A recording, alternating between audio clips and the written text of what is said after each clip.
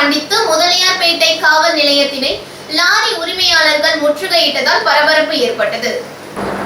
மரப்பாலம் சந்தித்தில் தொடர்ந்தும் முதலியார்பேட்டை காவல்துறையினர் லாரி மற்றும் பல்வேறு வாகன ஓட்டுநரிடம் அபராதம் விதித்து வருகின்றனர்.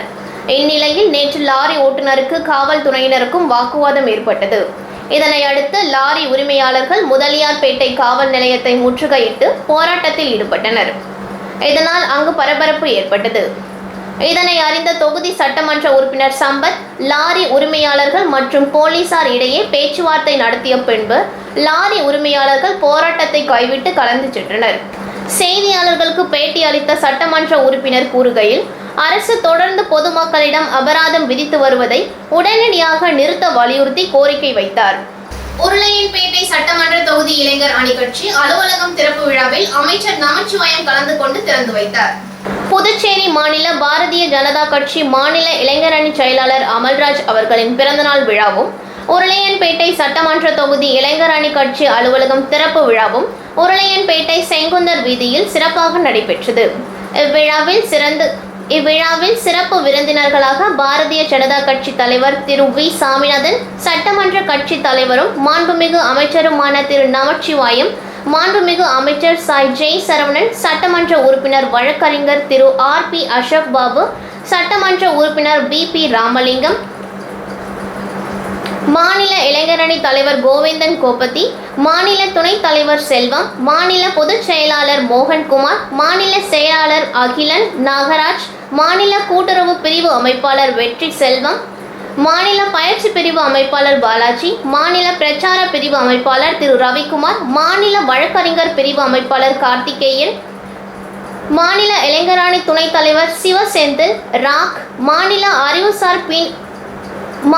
அறிவுசார் பிரிவு இணை அமைப்பாளர் சாய் சுதாகர், மாநில வணிகர் பிரிவு இணை அமைப்பாளர் செல்வகுமாரன், ஊடக பிரிவு இணை அமைப்பாளர் ரஞ்சித், நகர மாவட்ட செயலாளர் அருள் பாலாஜி மற்றும் மாநில நிர்வாகிகள், மாவட்ட நிர்வாகிகள், தொகுதி நிர்வாகிகள், மாநில இளைஞர் அணி நிர்வாகிகள், அணிப்பிரிவு நிர்வாகிகள் உள்ளிட்ட அனைவரும் கலந்து கொண்டு விழாவினை சிறப்பித்தனர். சான்றோர் குல கிராமவணியார் தர்ம பரிபாலன் சபையின் பொதுக்குழு கூட்டம் நடைபெற்றது. புதுச்சேரி சான்றோர் குல தர்ம பரிபாலன் சபை கிராமணியார் வளாகத்தில் புதுவை மாநில அணைக்கட்டு தொகுதி கிராமணியார் பேரவையின் நிர்வாகிகள் மற்றும் உறுப்பினர்கள் கலந்து கொண்ட பொதுக்குழு கூட்டம் நடைபெற்றது. பொதுக்குழு கூட்டத்தில் இளம்பொருநாட் தலைவராக தேர்ந்தெடுக்கப்பட்டு அறிவிக்கப்பட்டது. அதனைத் தொடர்ந்து பொது செயலாளராக, துறை பொருளாளராக தங்கராசு, துணைத் தலைவராக அப்பாதுரை மற்றும் ஆறுமுகம், துணை செயலாளராக திருஞானம் உள்ளிட்டவர்களுக்கு பதவி பிரமாணம் செய்யப்பட்டதை தொடர்ந்து புதிய நிர்வாகிகளை சங்க உறுப்பினர்கள் பூங்கொத்து கொடுத்து சால்வை அணிவித்து வாழ்த்து தெரிவித்தனர். அகில பாரதிய வித்யார்த்தி பக்ஷித் இயக்கத்தின் துவக்க விழாவை முன்னிட்டு மிதிவண்டி பேரணியை அமைச்சர் நமச்சிவாயம் தொடங்கி வைத்தார். அகில பாரதிய வித்யார்த்தி பரிஷத்தின் 73ஆம் ஆண்டு துவக்க விழாவை முன்னிட்டு போதையில்லா புதுச்சேரி என்ற தலைப்பில் மாநிலம் முழுவதும் மிதிவண்டி பேரணி நடைபெற்றது. நிகழ்ச்சியில் சிறப்பு விருந்தினராக அமைச்சர் நமச்சிவாயம் கலந்து கொண்டு பேரணியை கொடியசைத்து தொடங்கி வைத்தார். மேலும் மாநிலம் முழுவதும் மிதிவண்டி பேரணி புதுச்சேரி ஒருங்கிணைப்பாளர் ஆகாஷ் சாம்ராஜ் தலைமையில் நடைபெற்றது. நிகழ்ச்சியில் தமிழக மற்றும் புதுச்சேரியின் மாநில துணைத் தலைவர் இளங்கோவன், மத்திய செயற்குழு உறுப்பினர் திலீபன், புதுச்சேரி இணை ஒருங்கிணைப்பாளர் புகழேந்தி, நகர துணைத் தலைவர் உதயா, நகர செயலாளர் யுகேஷ் மற்றும் உறுப்பினர்கள் கலந்து கொண்டனர். மேலும் பேரணியை சுதேசி மில் அருகே சட்டமன்ற உறுப்பினர் அசோக் பாபு முடித்து வைத்து மாணவர்களுக்கு சிற்றுண்டி வழங்கினார். மக்கள் நீதி மய்யம் சார்பாக பெட்ரோல் டீசல் விலை உயர்வை கண்டித்து சுதேசி மில் அருகே வாகனத்திற்கு மாலை அணிவித்து நூதன முறையில் போராட்டத்தில் ஈடுபட்டனர்.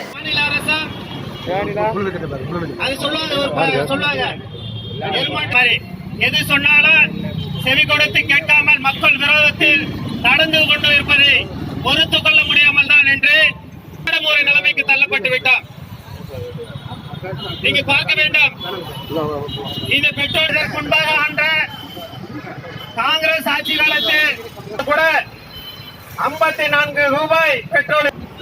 தலைவர்களும் அதை எதிர்த்து இது திறமை இல்லாத ஒரு ஆட்சியாளர்களால் பெட்ரோல் விலை உயர்ந்து விட்டது, இவர்களுக்கு தொலைநோக்கி சிந்தனை இல்லை, என்றெல்லாம் சொல்லி வீதியில் பயமுறுத்துகிறது. கேஸ் விலை சொன்னார்கள். யார் சொன்னார் தெரியுமா? நான் சொல்ல. கிழக்கு கடற்கரை சாலையில் புதிதாக கட்டப்பட்டு வரும் காமராஜர் மணிமண்டபம் விரைவில் திறக்கப்பட உள்ள நிலையில் தொகுதி சட்டமன்ற உறுப்பினர் கல்யாண சுந்தரம் அதிகாரிகளுடன் ஆய்வு மேற்கொண்டார்.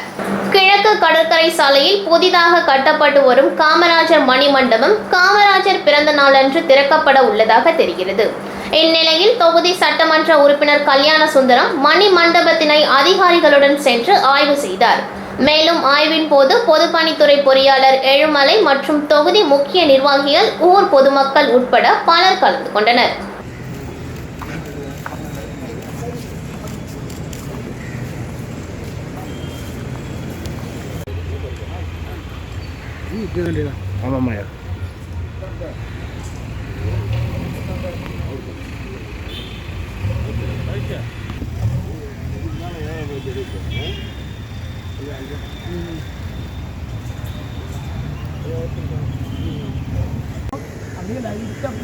பேப்பர் மாடி பண்ணி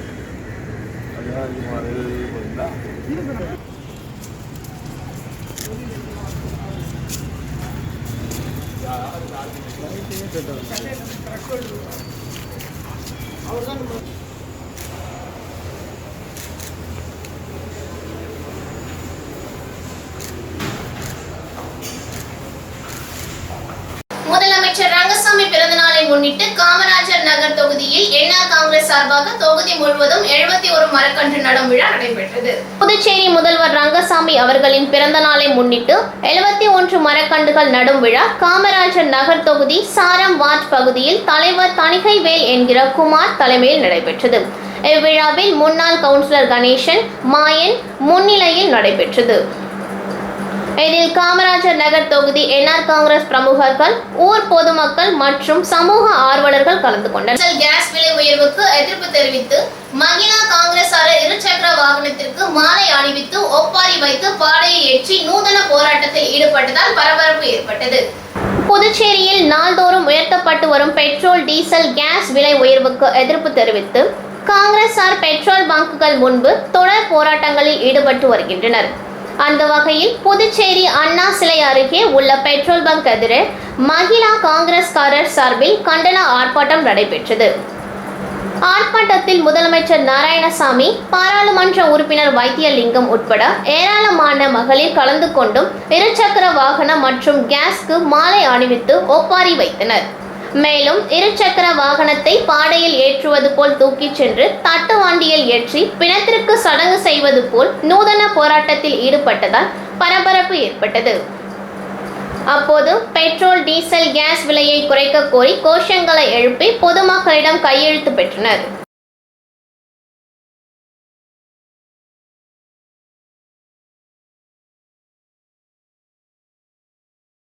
பெட்ரோல், டீசல் விலை உயர்வை கண்டித்து முதலியார்பேட்டை தொகுதி காங்கிரஸ் கமிட்டி சார்பில் பிரதமர் மோடி உருவப்படத்தின் வாயிலில் பெட்ரோலை ஊற்றி நூதன முறையில் போராட்டத்தில் ஈடுபட்டனர். புதுச்சேரியில் பெட்ரோல் விலை 100 கடந்து விட்டதால் மாநில காங்கிரஸ் கமிட்டி சார்பில் பெட்ரோல், டீசல் விலை உயர்வை கண்டித்து தொடர் போராட்டம் நடத்தப்பட வேண்டும் என கட்சியின் தலைமை அறிவித்திருந்தது.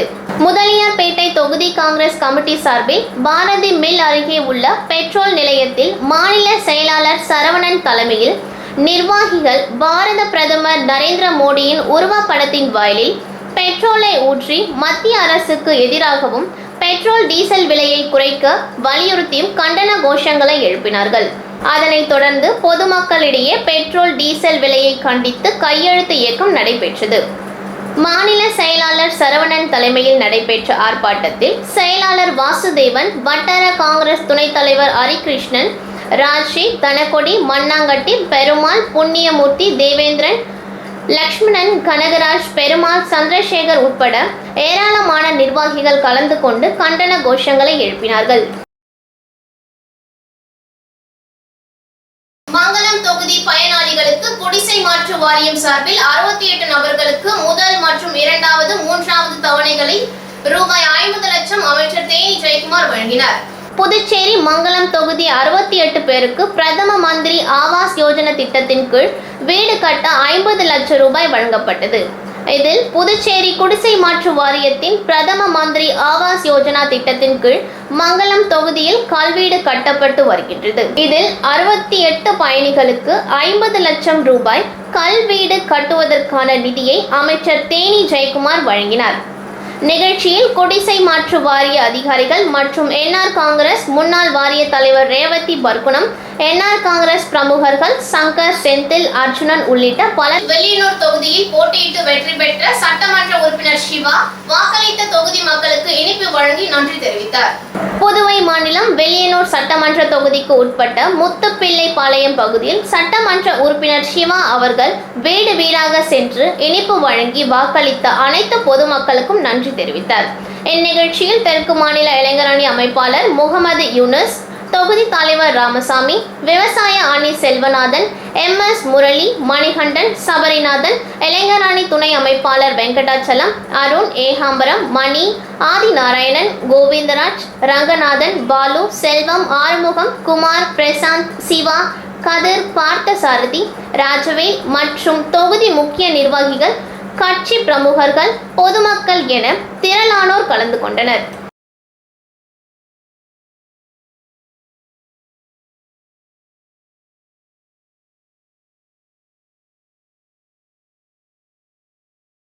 பெட்ரோல், டீசல், எரிவாயு மற்றும் சமையல் எண்ணெய் விலை ஏற்றத்தை கண்டித்து வெளியனூர் வட்டார காங்கிரஸ் கமிட்டி சார்பில் சுல்தான்பேட்டை பெட்ரோல் பங்க் அருகில் புதுவை மாநில காங்கிரஸ் சிறுபான்மை மாநில தலைவர் முகமது ஹசன் தலைமையில் மாபெரும் கையெழுத்து பிரச்சாரம் நடைபெற்றது. மத்திய பாஜக அரசின் பெட்ரோல், டீசல், எரிவாயு மற்றும் சமையல் எண்ணெய் விலை ஏற்றத்தை கண்டித்து வெளியனூர் வட்டார காங்கிரஸ் கமிட்டி சார்பில் சுல்தான்பேட்டை பெட்ரோல் பங்க் அருகில் புதுவை மாநில காங்கிரஸ் சிறுபான்மை மாநில தலைவர் முகமது ஹசன் தலைமையில் மாபெரும் கையெழுத்து பிரச்சாரம் நடைபெற்றது. நிகழ்ச்சியில் சிறப்பு அமைப்பாளராக புதுவை மாநில காங்கிரஸ் கமிட்டி மாநில தலைவர் வி சுப்பிரமணியன் அவர்கள் கலந்து கொண்டு கையெழுத்து பிரச்சாரத்தை துவக்கி வைத்தார்.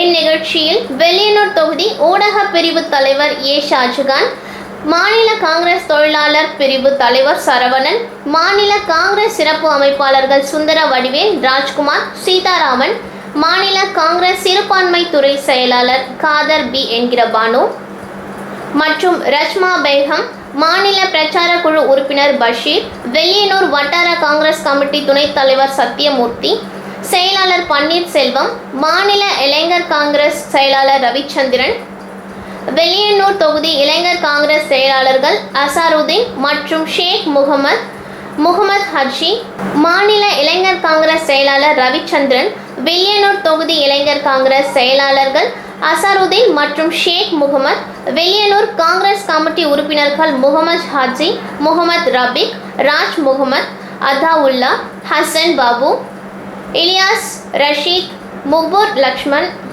திலக் மற்றும் காங்கிரஸ் கட்சியைச் சேர்ந்த பலர் கலந்து கொண்டனர். கொரோனா தடுப்பூசி இன்று புதுச்சேரி உப்பளம் தொகுதியில் பொதுமக்களுக்காக முதல் மற்றும் இரண்டாம் தடுப்பூசிகள் போடுவதற்கு சட்டமன்ற உறுப்பினரால் சிறப்பு முகாம் துவங்கி வைப்பு.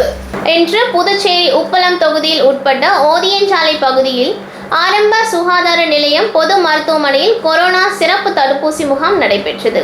இதனை திருவி அனிபால் கென்னடி BA MLA அவர்களால் துவங்கி வைக்கப்பட்டது.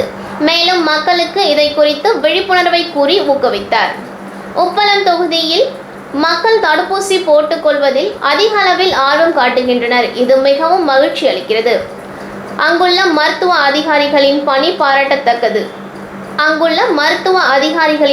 பாராட்டத்தக்கது என்று ஊக்குவித்தார். உடன் டாக்டர் மதன் வெங்கடேஷ், சுகாதார ஆய்வாளர் மற்றும் உதவியாளர் ராதா செவிலியர், தொகுதி செயலாளர் சக்திவேல், அவை தலைவர் ரவி, பீட்டர் மற்றும் நிர்வாகிகள், பொதுமக்கள் உடனிருந்தனர். புதுச்சேரியில் கனமழையால் பாதிக்கப்பட்ட நெற்பயிர்களை வேளாண் அதிகாரிகள் ஆய்வு செய்தனர். புதுச்சேரி கிராம பகுதிகளில் சில தினங்களாக இரவு நேரங்களில் காற்றுடன் கூடிய கனமழை பெய்து வருகிறது. இதன் காரணமாக கொடாத்தூர், கைக்கல்பட்டு, சுத்துக்கேணி கிராமங்களில் சாகுபடி செய்யப்பட்டு அறுவடைக்கு தயார் நிலையில் இருந்த பல ஏக்கர் பரப்பிலான நெற்பயிர்கள் நிலத்தில் சாய்ந்து தண்ணீரில் மூழ்கியது. இது குறித்து தகவல் அறிந்த வேளாண் இயக்குனர் பாலகாந்தி, கூடுதல் வேளாண் இயக்குனர் வசந்த்குமார் ஆகியோர் அறிவுறுத்தலின் பேரில் வெள்ளியனூர் கோட்ட இணை வேளாண் இயக்குனர் சந்தான கிருஷ்ணன், மதகடிப்பட்டு துணை இயக்குனர் சிவசங்கர், முருகன், காட்டேரிக்குப்பம் வேளாண் அலுவலர் வெங்கடாச்சலம் உள்ளிட்ட அதிகாரிகள் கனமழையால் பாதிக்கப்பட்ட நெற்பயிர்களை பார்வையிட்டு ஆய்வு மேற்கொண்டனர். தொடர்ந்து கனமழையால் பாதிக்கப்பட்ட நெற்பயிர்கள் குறித்து கணக்கீடு செய்து அரசிடம் தெரிவித்து பாதிக்கப்பட்ட விவசாயிகளுக்கு இழப்பீடு வழங்க நடவடிக்கை மேற்கொள்ளப்படும் என தெரிவித்தனர். ஆய்வின் போது கள பணியாளர்கள் ஆதிநாராயணன், ஏழுமலை மற்றும் விவசாயிகள் உடனிருந்தனர்.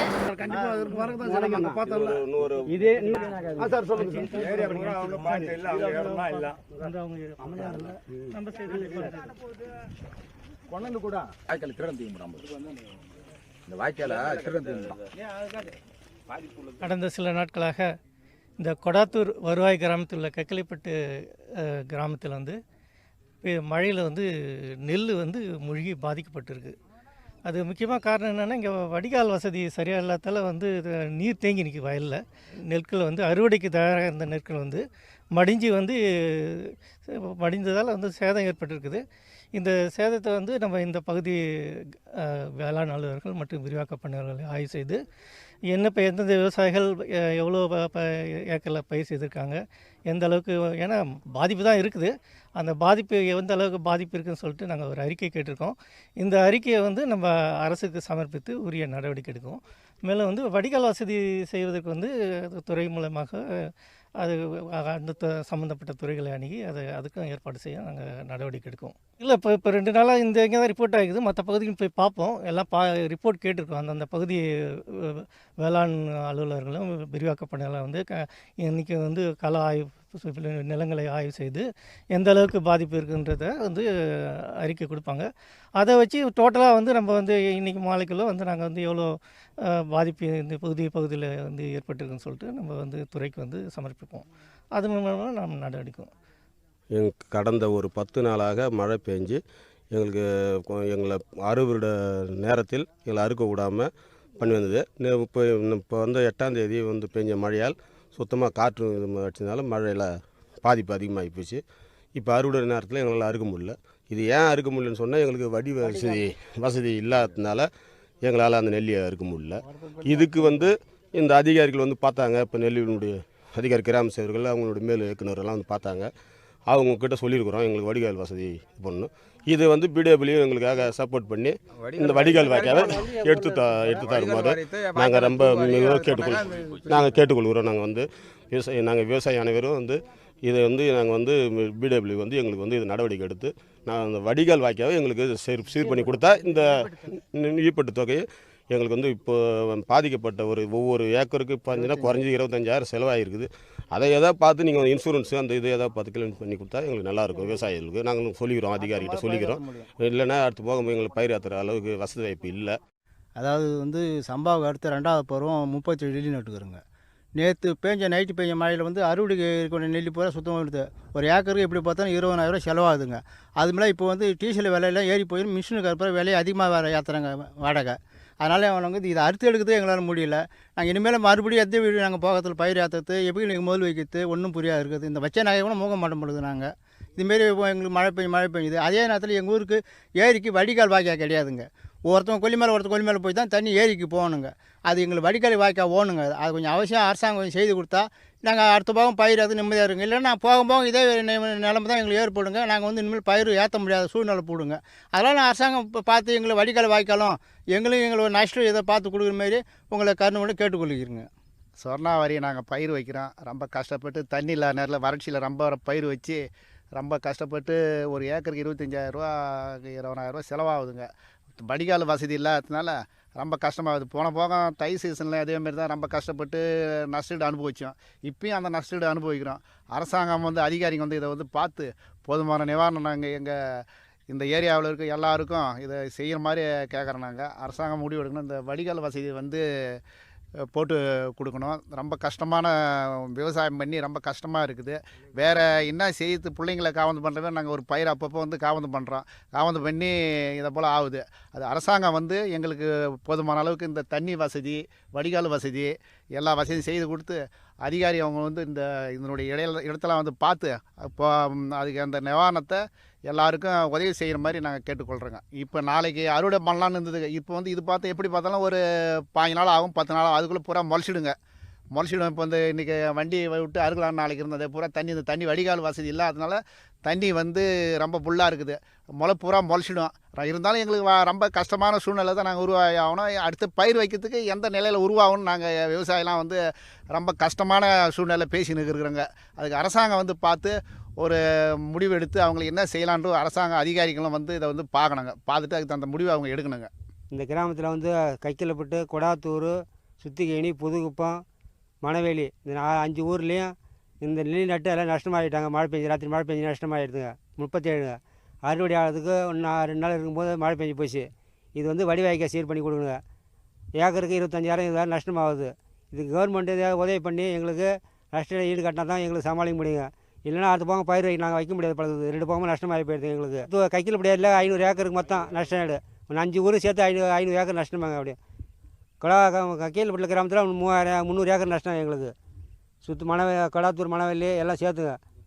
புதுவை மாநிலம் ஏம்பலம் சட்டமன்ற தொகுதிக்கு உட்பட்ட ஏம்பலம் பகுதியில் சட்டப்பேரவை தலைவர் ஏம்பலம் செல்வம் அவர்களுக்கு தொழிலதிபர் பன்னீர்செல்வம் தலைமையில் உற்சாக வரவேற்பு அளிக்கப்பட்டது.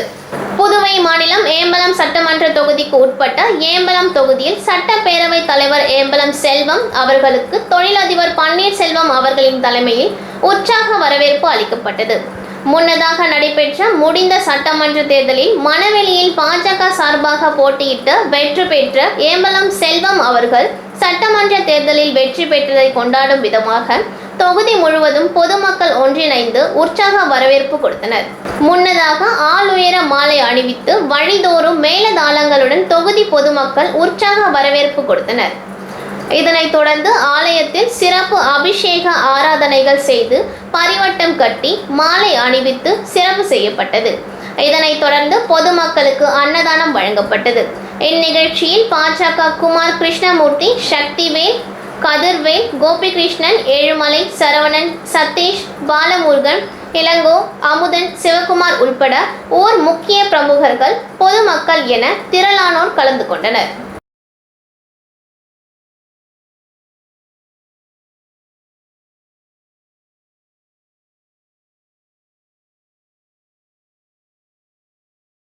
செய்திகள் நிறைவடைகின்றன.